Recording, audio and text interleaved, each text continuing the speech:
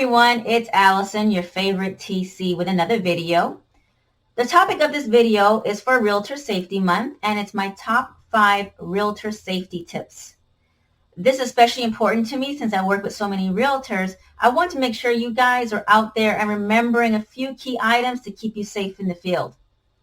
Number 1, make sure someone always knows your location. This could be a designated assistant or a family member or a friend. Just shoot them a quick text or an email letting them know, hey, I'm meeting so-and-so, this is where I'll be, and the approximate time that you will be at that location. That way, if it gets a little bit late and no one's heard from you, at least there's some type of an idea of where you were last, known to be.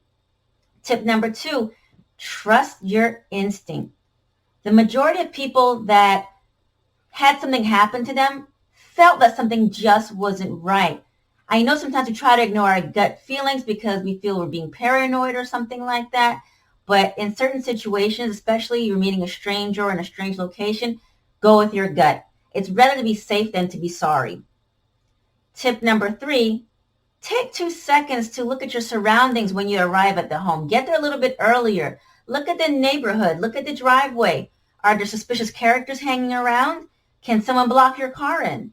You want to make sure that you have a way to exit the area quickly in case of an emergency. Tip number 4, nothing personal. Keep your conversations with your prospects, your clients, your buyers, your sellers. Keep it on a business level but friendly. If you're like me and sometimes you get to talking and people know you have this and that going on, it can be dangerous.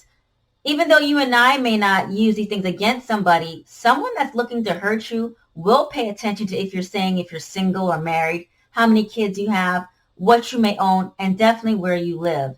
So try to keep your conversations light, but not disclosing too much information about yourself.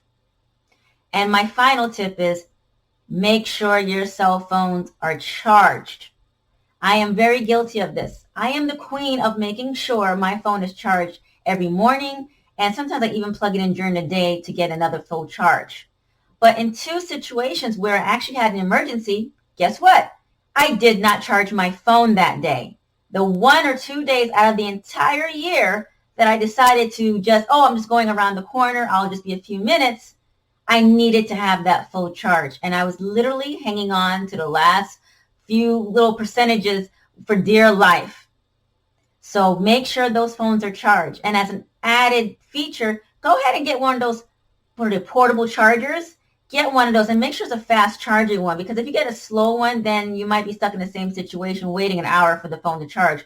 Versus if you get a rapid charger, it can usually at least give you, a few bars in a couple of minutes or a half hour or so.